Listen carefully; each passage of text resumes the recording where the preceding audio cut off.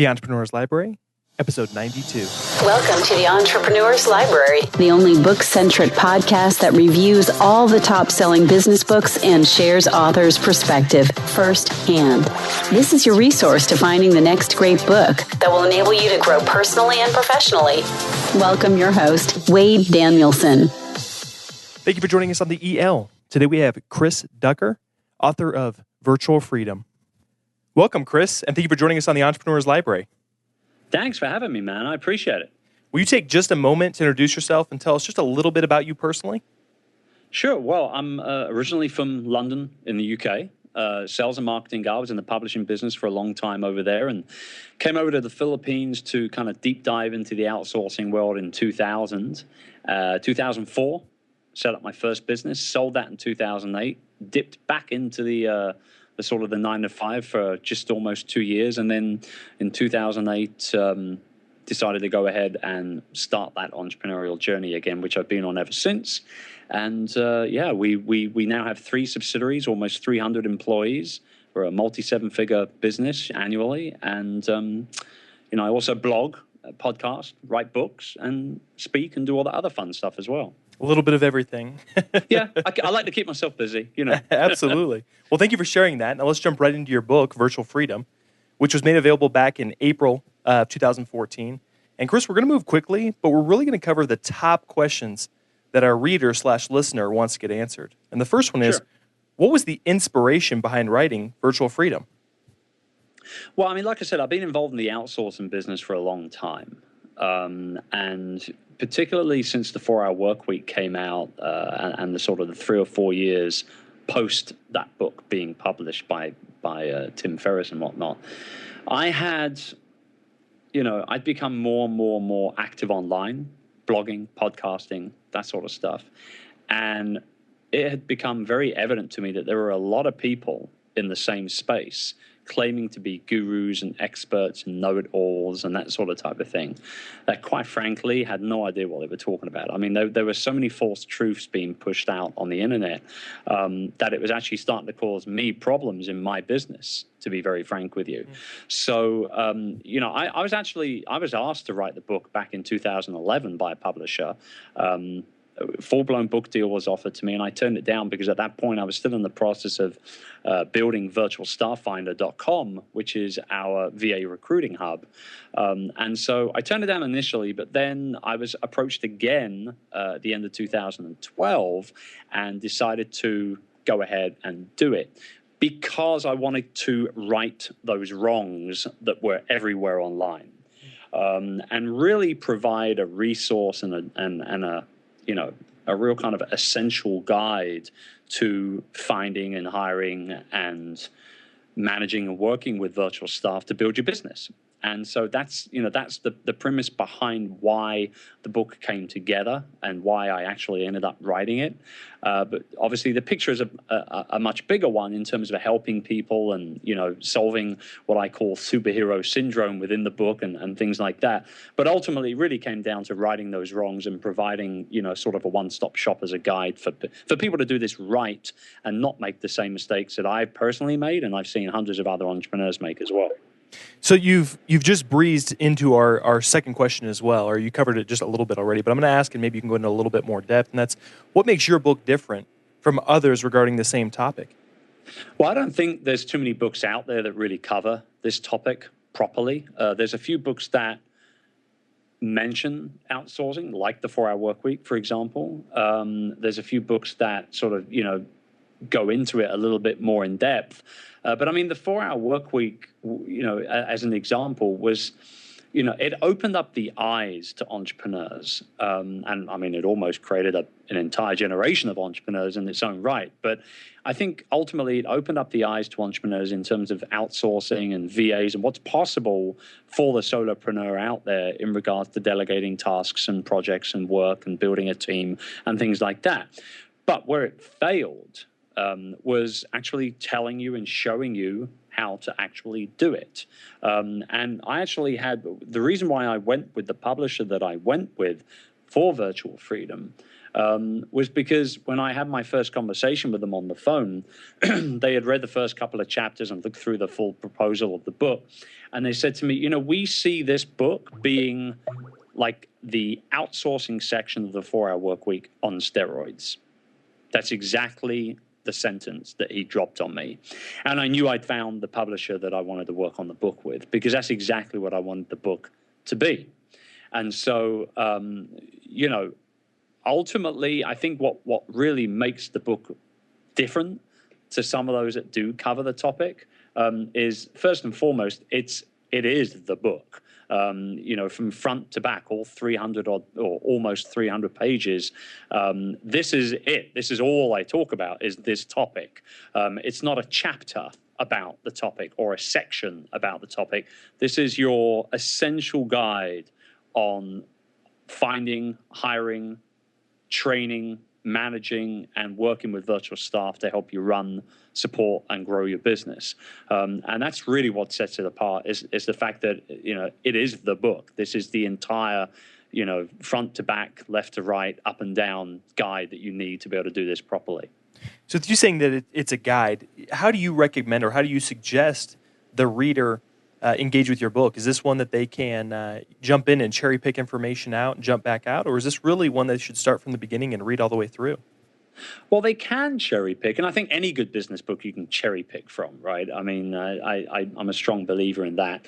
But there are several running entities throughout the course of the book that crop up that are related with each other, from front to back. So reading the book from beginning to end, I think, is what the majority of people will do before they take any real hardcore action. But I've also had many people email me and say, wow, the section on the hiring, game changer. Or, the section on training, I was doing all this wrong. Now I can do it right. So I think, you probably could cherry pick, but the majority of people I know that have taken any real action on the book, I believe, have read it from cover to cover, or at least close to that, put it that way. So, Chris, this is the most important part of the interview, where I'm going to ask you to take a deep dive into your book. And I'm sitting here, I was kind of prefaced beforehand, I'm sitting here in my hotel room at the Platform Conference put on by Michael Hyatt. And there's been amazing speakers that have come on so far today. Amy Porterfield and Michael Hyatt himself, and Pat Flynn will be on tomorrow. And they're all giving us these phenomenal action items of what to take, and how to build our platform. And the challenge with some of the people in the room, and as I'm networking and find more and more, is it is that superhero syndrome. And so I can't think of a more relevant book and a more relevant time for people to hear this message. And so will you take the next 5 to 10 minutes and really break down what your book's all about? Yeah, sure. Well, I mean, what I'll do is I can, I don't want to sort of deep dive too much into any one section, but what I can do is give you a general overview of the entire book from sort of front to back. That's perfect. And then anybody that's listening in can get a really true understanding as to what the book is and what it promises ultimately. Because I think the promise of a book, particularly a business book, is often overlooked. And that's the thing that I ask myself whenever anybody says to me, oh, you should read this book. Or if I'm at an airport, that's where I'll do most of my book shopping, at airports. I'll pick up a book and I'm like, what does this promise me? What's this going to give me? What problem is this book going to solve for me? And so that's really what I want to try and get out of this interview for anybody that might be interested in looking at virtual freedom. So, I mean, basically, we break it down. We begin it all with the introduction of talking about my burnout story, where I hit burnout after working 16 hours a day for pretty much almost 4 years. And I was building my business. I had about 120 employees at the time, and I hit a brick wall. And it became very, very evident to me that I was no longer running my business. My business was running me, very clearly. And so we put plans in place. When I say we, I mean myself and my wife, who's also my business partner, partner in crime, better half, as she likes to be called. So we put this plan in place that by the end of 2010 to remove myself ultimately from the business and become a virtual CEO, which is what we achieved. And I've been doing that ever since. I'm now to the point where I only work 4 days a week. I have a 3-day weekend beginning on Friday through to Sunday. I work 5, maybe 6 hours a day maximum. But it wasn't always like that. So I talk about that struggle and, my demons in regards to that micromanagement and that superhero syndrome that we've mentioned already, and what I did to overcome that. And then we set about helping the reader overcome the superhero syndrome inside of them as well. So section 1 of the book is all about finding and hiring virtual staff, and we go through everything from being very real and mentioning the fact that although we would love to just hire one person to do everything in our business, and I call this person the super VA, it's not possible. You got to hire for the role, not for the tasks. So we go through that and the importance of understanding, one particular role, which is the general VA or the GVA role. And then we start off the entire book by creating our 3 lists to freedom. And this is the exercise that I did back in late 2009 when I was hitting that burnout, where I really kind of just listed down everything that I didn't like doing anymore, that I hated doing in my business, I was struggling doing day to day. And then the things that I really felt like I shouldn't be doing as the business owner. And that created, at the time, these 3 lists, once we sort of taken that virtual brain dump and put it into these 3 lists. And then I gave it the sexy name of the 3 lists to freedom. But ultimately, and that exercise, that which I can break down a little more if you want later on, but those 3 lists really do create the catalyst for you to go out and do this whole outsourcing thing right from the start. And so we talk about the different types of outsourcing. We talk about, the different types of virtual workers that are out there, and there are several out there that are available at the arsenal of every entrepreneur. We go through putting together a really good quality job description, which is where the hiring process begins, and everything from sort of NDAs and non-disclosures and contracts and agreements and things like that as well. In section 2, we go through sort of everything from really sort of training your virtual staff, right? So once you've hired somebody, bringing them on board, getting to know your VAs properly, developing the different ways that you'll be looking at training your staff. So everything from written tasks to audio and video tasks, which is my favorite. I love putting together short little training videos for my staff. We mentioned some of the best practices when it comes to training your staff. And then we actually in section 2, we start showcasing other entrepreneurs. And this is, case studies and spotlights that go through the entire part, the entire book, where we sort of make it relevant to that section. This entrepreneur struggled with this. This is how they overcame it, sort of type of thing. And that's a theme that rolls throughout the entire book. As well. Section 3 is all about managing your VA. So we go through all the different types of VA roles, how to manage them properly, the power of not micromanaging people. We talk about the difference between tasks and projects and how they're managed differently, reporting, project management software, and how to utilize it properly to minimize, email communication and maximize productivity with your team. And then obviously motivating and paying your VAs and what's expected from that side of things as well. And then section 4 is about either going overseas or staying a little bit more local and the pros and cons of doing that. And then section 5 is probably my favorite section of the entire book, because it starts to really level up everything you're doing from an entrepreneurial perspective and building a real team. See, I believe that ultimately every entrepreneur is going to hit a crossroads in their career as they're building their business. And very clearly, it happened to me and it's happened to so many other people that I know. They're going to get to the point where overwhelm just hits them. And at that point, you've got to make a decision. And that decision very clearly is, do I, A, carry on doing what I'm doing and try and handle it all to myself and ultimately burn out, because it will happen? Or B, do I start building my team? And that's when you become, I believe, that's when you kind of almost promote yourself from solopreneur to entrepreneur, real true blue entrepreneur, when you get into that mindset of building a business. And so Section 5 really does deep dive into the whole team building aspect and setting goals and building a company culture and the importance of meeting people properly face to face and you know, all that sort of type of stuff. So we sort of really break down the team aspect of everything. And then I directly plug virtual staff in a number of different roles and ways into your content marketing strategies, so that you're not sort of having to do all the work and you're focused mainly on the creation of that content and your VAs take over the marketing. And that is the book. You know, we wrap up with a bonus section where I talk about the most frequently committed mistakes by entrepreneurs when they start building virtual teams, and obviously how to avoid those as well. And there's a great big fat resources section at the back of the book as well, with lots of links and that sort of type of stuff too. But that is virtual freedom in a nutshell. There you go. So first off, Chris, you did a phenomenal job of like you said, putting it in a nutshell. And now I kind of feel like this question sometimes is a mean question, because you just did an awesome job breaking it down. Now I'm asking you to take it even a step further. Okay, throw it at me. if the reader can only take away one concept, one principle, one action item out of everything you just told us a ton of huge, valuable information, but if they could only take one concept, principle, or action item out of everything you just discussed with us, what would you want that to be? Without a doubt, the 3 lists of freedom exercise.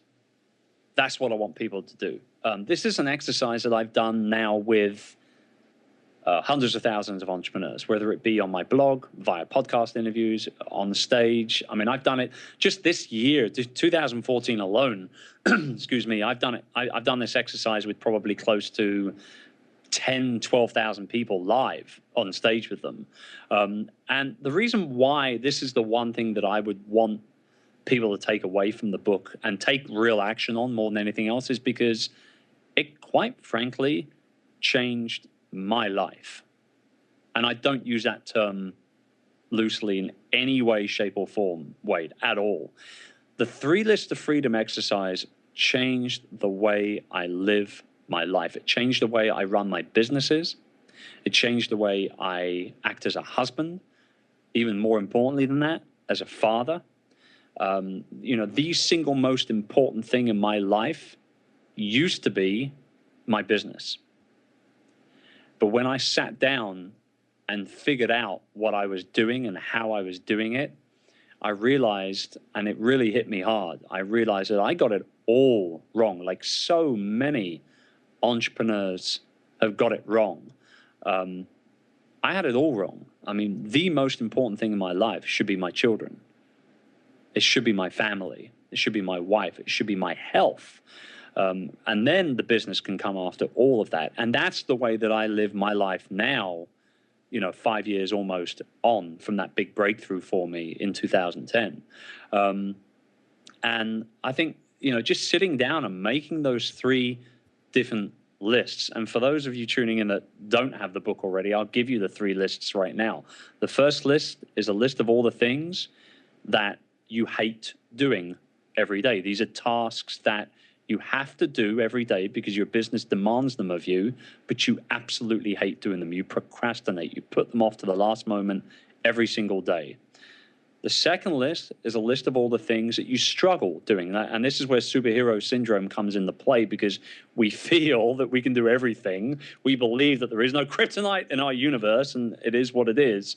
But that's obviously not the truth. If you're not a graphic designer, stop messing around in Photoshop. Pay somebody on 99 Designs to design your next logo. You know what I mean? Absolutely. So, and then the third list is probably the most important one, because it's a list of all the things that as the entrepreneur, you feel you shouldn't be doing. And the reason why this is a big one, and probably the hardest to put together, is because going back to lists 1 and 2, you actually might enjoy doing these tasks. You might actually be very, very, very good at doing these tasks. But the question you've got to ask yourself is, should I be doing them as the big boss, as the head honcho? Could my time be better spent doing more high-level tasks, like creating new products or services, or spending more time with my top 20% clientele? You know what I mean? Yeah. And those three lists for me, and it begins, honestly, it does begin like a big, fat virtual brain dump on a piece of paper. But once you start cutting and pasting those tasks out into those individual lists, it almost pretty much becomes, and like I said, I've done it with hundreds of thousands of people virtually and live on audiences and whatnot. But I also do this task, or this exercise rather, with my personal coaching clients and people in my mastermind groups as well. And they tell you, I tell you something right now, it's a game changer. The pennies drop. They realize what they should not be doing and what they can't do and what they hate doing very quickly. Once you write things down on a list like that, it becomes very apparent to you that this ultimately becomes your blueprint, your roadmap to start delegating and start running your business in a smart manner. And so that is really a bit of a long-winded answer there, and I apologize for that, Wade, but this is something I'm so passionate about because it changed my life, and it's changing the lives of thousands and thousands of people who have already picked up the book. I know it is because I hear from them. No, it was a perfect answer. It gave me time to take some notes. And it kind of leads into our next question in that I've pulled several different quote-worthy statements out of our interview so far, and that's what our next question is. Do you have a favorite quote from your book? I mean, it's tough. I think it's tough to answer to ask an author that because we believe every single word is quote word. So, Chris, let me ask you this. Then this might make it easier. Okay. And I'm not sure if you've looked this up on Amazon. A lot of authors have told me that they can see what resonates best with their reader, / audience, because it'll actually show them what's the most highlighted piece in their book. Or maybe it's the most highly, retweeted, whatever you want to say, piece of your book. Right. So one of your favorites or your audience favorites? There's one part in the book where I talk about, being a smart entrepreneur and really, truly working on your business instead of being trapped working inside the business. I think, I don't know whether those are the exact words of the quote, so to speak, but it's a pretty bloody good quote anyway. But I mean, I feel that that overall message is, be smart, work on your business.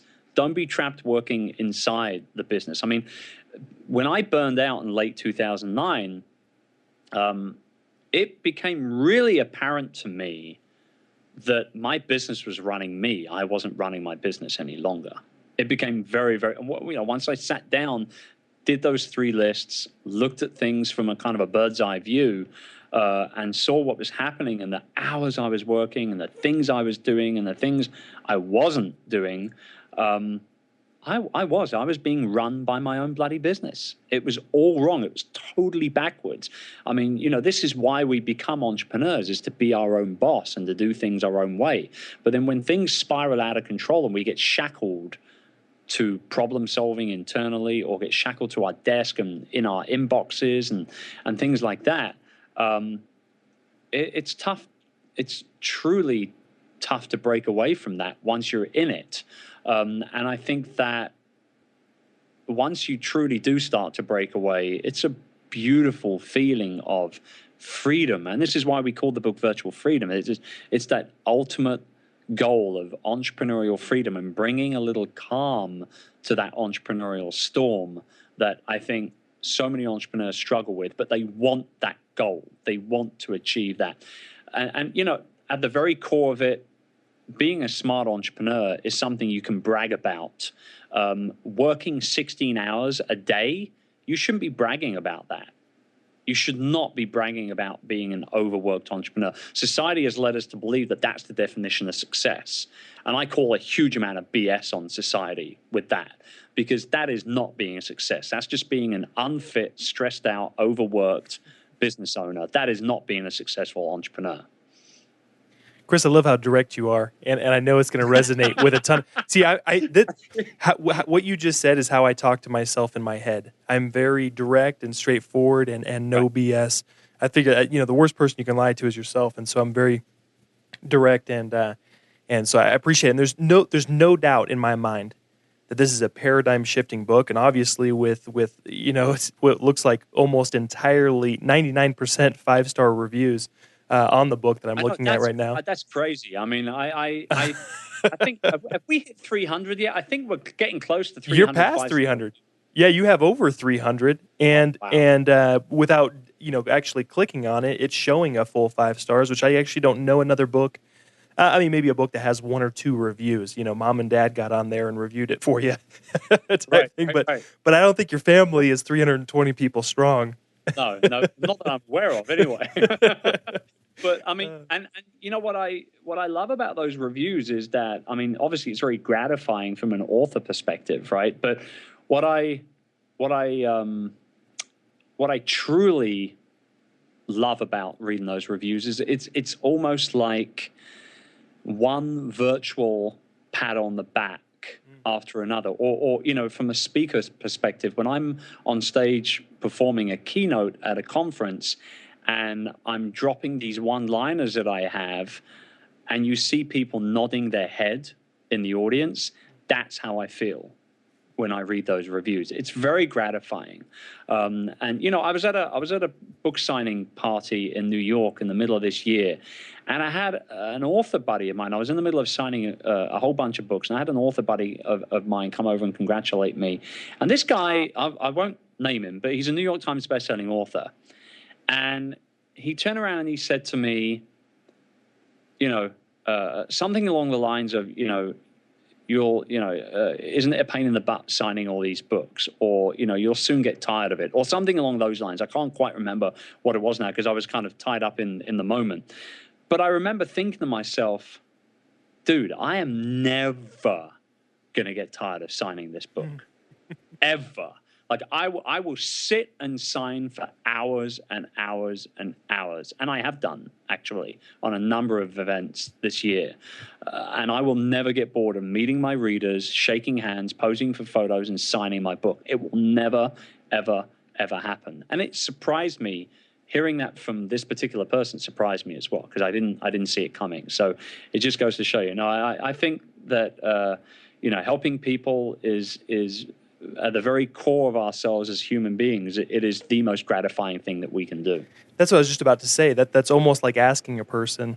When you said you're gonna get tired of signing books. Is are you gonna get tired of changing other people's lives? Right. No, absolutely not. Yeah, So absolutely.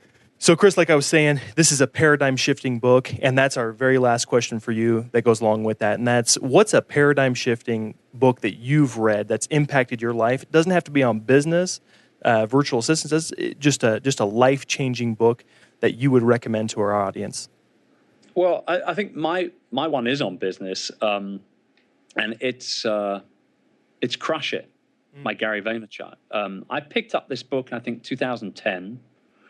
And, I just began my whole kind of online, journey. I'm a very brick and mortar guy, very, very brick and mortar business owner. I still, as I say, I still have several hundred employees in a facility here and all the rest of it, although I now do a lot of business online as well. But when I read Crush It, I did the entire thing in one sitting, and that doesn't happen with me. And I've since read it 2 or 3 more times as well. And I think what it really did for me is it showed me the power of just putting yourself out there in today's world. It was about personal branding and that sort of type of thing. I don't quite agree with the whole cash in on your passion kind of subtitle to that book, because I think building a business based on pure passion is a silly move. Most people I know that do that fail appallingly and lose a lot of money and time in the process. But I think that just putting yourself out there, being more visible, particularly in today's very, very social business world, is absolutely paramount to your overall success as a new age entrepreneur. And Crush It really kind of showed me, and not only me, but thousands of other people, obviously, the way at doing that in regards to blogging and online video and podcasting and social and all the rest of it. So that's the one book for me, I think, that's probably made, particularly in the last 5 years anyway, made the most impact on me as a business owner. But the other book, if I can be greedy and an overachiever and give you 2, Absolutely. The other book that I think that really changed my mindset just as a human being was Think and Grow Rich. by Napoleon Hill. And there was one particular section in that book, and I first learned about this through my love and admiration for Bruce Lee. Not necessarily as a movie star or a kung fu guy, but actually more along the lines of a philosopher, because a lot of people don't know Bruce Lee was a very philosophical guy. That was his major at the University of, I think he studied in San Francisco. And I first heard about Napoleon Hill's chief definite aim, which he talks about in Think and Grow Rich, through Bruce Lee, because he wrote it out himself. Back in the mid-'60s, I believe. And his goal was to become the most, the highest paid Asian actor and blah, blah, blah, blah, blah. And I did that same exact exercise of writing out my chief definite aim. And there's 2 or 3 parts of that where this is my goal. This is what I'm going to do to get there. This is how I'm going to change the world once I achieve it, or on my way to achieving it, and that sort of type of thing. And I wrote that out. I wrote my chief definite aim out and framed it. And it sat on my wall, and it's still on my wall now in my office at home. And I achieved my goal literally bang on time. I mean, I didn't do it early. I'm not that much of an overachiever, unfortunately. But I did achieve my goal. It's a personal goal. I don't mention it. But I achieved it, and it made me feel incredibly big and strong about myself as a human being, and as an entrepreneur as well. So those are really the 2 books I think that have probably made the most impact on me as a business owner, as a guy as well. I love getting Think and Grow Rich as a suggestion because it still to this day is my favorite book. And I love individuals who that's exactly what I was about to say. Is it's timeless. There's different individuals that I'll reference that to, and they're like, that was written in 1937. I'm like, what does that mean? This wasn't this isn't a book. Right?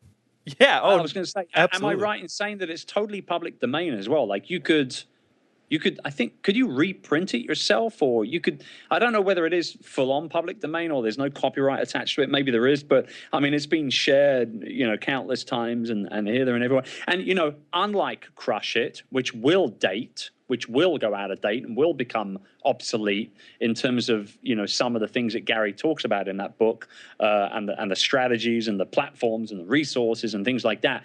Think and Grow Rich and its message and the very core of what it means to us as human beings will never date. It will never go out of date. And I think there's something to be said in that. And it's very, very hard to write books like that nowadays and do very well with them. Oh, absolutely. I completely agree. When I read someone that had said that, I was like, this isn't a book on Facebook, marketing that'll be, it will have changed within, 6 months, a year from now. That's like it's amazing. Every time I'm at the bookstore and I see all these social media books, I honestly, I have to ask myself the same question. Why are publishers doing this? Like, I don't get it. I truly don't understand why there are so many books out there on social media, because like you just said, they're dead 6 months later. They're dead and over and done with. I don't understand why so many social media books are being published to this day. I mean, by all means, put the stuff up on blogs and podcasts and videos and whatnot, but I don't understand why there's so many books on social media. It's crazy. No, I completely agree. I bet some of that stuff's outdated by the time it actually, prints and gets in your hands. If you're going traditional publishing, absolutely. I mean, Virtual Freedom took 1 year and 2 months. Oh, wow. Between me actually finishing the final edits and the manuscript literally being signed off and me getting my last advance check to it actually becoming available and in stores, it was 14 months. So that's a traditional publishing route. I mean, you're lucky if you get it published earlier than a year when you go traditional. And that's why I think so many people nowadays are going to be going more and more down the self-publishing route, because the message can be heard and discovered a lot sooner, obviously. And if it is time sensitive, then, self-publishing is really where a lot of people are going to be going, probably myself included as well. That's excellent. Well, Chris, thank you for your time. And I want to ask you, before we depart, can you recommend the best way for our listeners to not only get more information on you, but also your book, Virtual Freedom? Yeah, sure. Well, I mean, everything I do online is over on my blog. So that's chrisducker.com. Obviously, they can pick up the book at Amazon just by doing a quick search for Virtual Freedom and finding all those reviews. And I mean, really, in terms of social, I'm all about Twitter. It's fast, it's easy, it's super mobile. And so if anybody wants to follow me on Twitter, they can do @Chris Ducker. Simple as that. Perfect. Well, thank you so much for coming on and sharing such a crucial, important book with us today. It was my pleasure, Wade. Thanks for having me on, man. I appreciate it. You're a real gent. Thanks again for joining us today on the Entrepreneur's Library.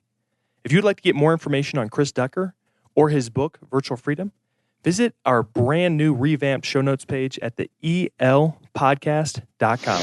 Looking for your next book idea? Head over to the elpodcast.com, where Wade shares his amazing resource, the top 10 business books recommended by over 500 entrepreneurs, with you for free. That's the elpodcast.com. Till the next time, keep it on the EL.